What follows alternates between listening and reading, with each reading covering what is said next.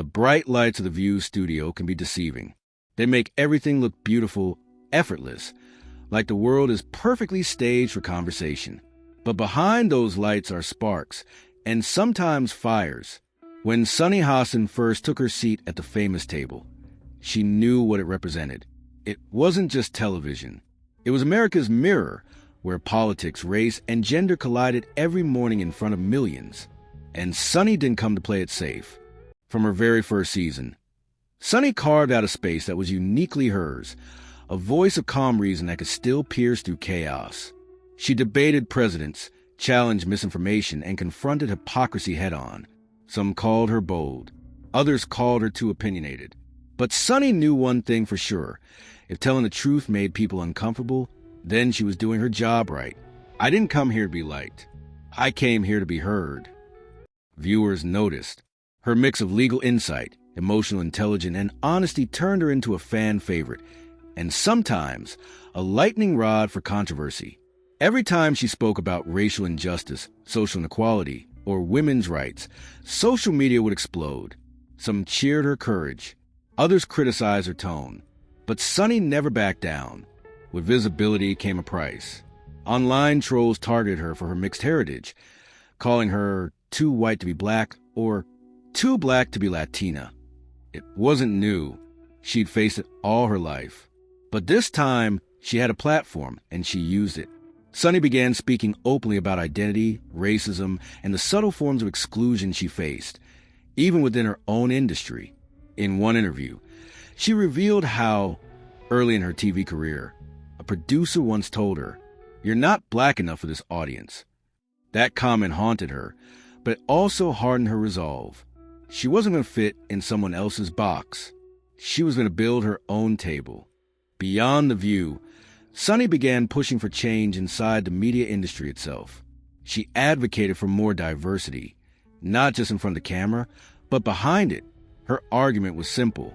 When stories are told by the same kind of people, they'll always sound the same.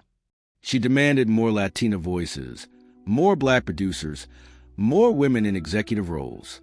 And slowly, the needle began to move.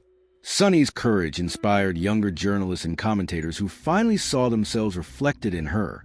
She became a mentor, especially to women of color who've been told, again and again, that they had to choose between their culture and their career. Sunny's message was clear. You don't have to choose. You can be both. But even as her public influence grew, Sunny was still balancing something more sacred, her family. At home, life looked very different from the studio chaos. Her husband, Dr. Emmanuel Hostin, was her grounding force. An orthopedic surgeon with calm precision, Emmanuel had known Sunny since before the fame, before the cameras. Together, they raised their 2 children, Gabriel and Paloma, in a household filled with warmth, laughter, and, yes, debate. Sunny often joked that their dinner table sounded like a courtroom. But beneath the humor was something profound. She was teaching her children how to think, not what to believe. That balance between fierce professionalism and deep motherhood became her quiet superpower. When she showed up on TV, she carried her family's story with her. When she went home, she carried the world's stories back to her family. It was a constant exchange of empathy. People often see Sunny's radiant smile and flawless delivery and forget what it takes to show up every day. Behind the scenes, she was navigating anxiety, exhaustion, and the invisible pressures of being one of the few women of color in daytime television. Every word she said was scrutinized, every expression analyzed. But Sunny learned something powerful. The moment she stopped trying to please everyone was the moment she found her freedom. That realization birthed her memoir, I Am These Truths, a memoir of identity, justice, and living between worlds. It wasn't just a book, it was a declaration. In its pages, Sunny opened up about growing up between cultures, about poverty and perseverance, about her rise from the Bronx to national television. She spoke of her parents' sacrifices, her struggles in law school, her encounters with racism, and her triumphs as a prosecutor and mother. Readers didn't just connect with her, they saw themselves in her. The success of I Am These Truths gave Sunny the courage to explore fiction, and in true Sunny fashion, she did it differently. Her novels, Summer on the Bluffs, Summer on Sag Harbor, and Summer on Highland Beach weren't just escapist stories. They were vibrant celebrations of Black wealth, love, and sisterhood, a side of life rarely shown in mainstream media. Through her books, Sunny created worlds where Black and Latina women lived freely, where they owned beach houses, hosted elegant dinners, and laughed without apology. It was her way of rewriting the narrative, showing that success, love, and joy belong to women of color too. Representation isn't just about pain. It's about possibility. Every public figure has a moment of conflict, and Sunny's career has had its share. Whether debating with political figures or disagreeing on The View, she's faced countless moments that tested her composure. But even when the cameras caught tension, viewers could see something deeper, grace under fire.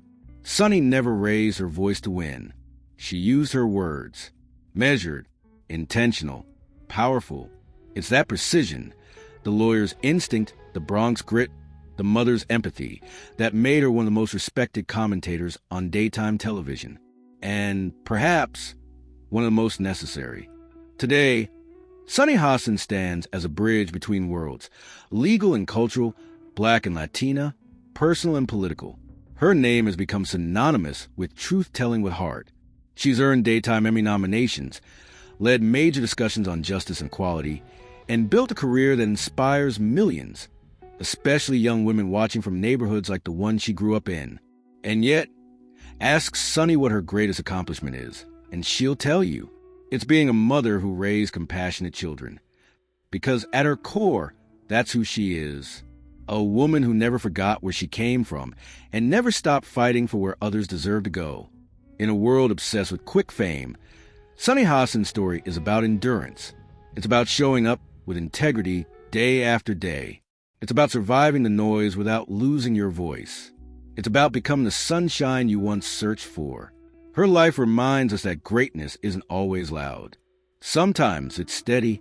Sometimes it's the quiet strength of a woman who learned to speak light into dark places. And that's why her story will keep inspiring, not just on The View, but far beyond it. Because Sunny Hostin isn't just a TV personality. She's living proof that even when the world doubts your worth, you can still rise, shine, and make them listen.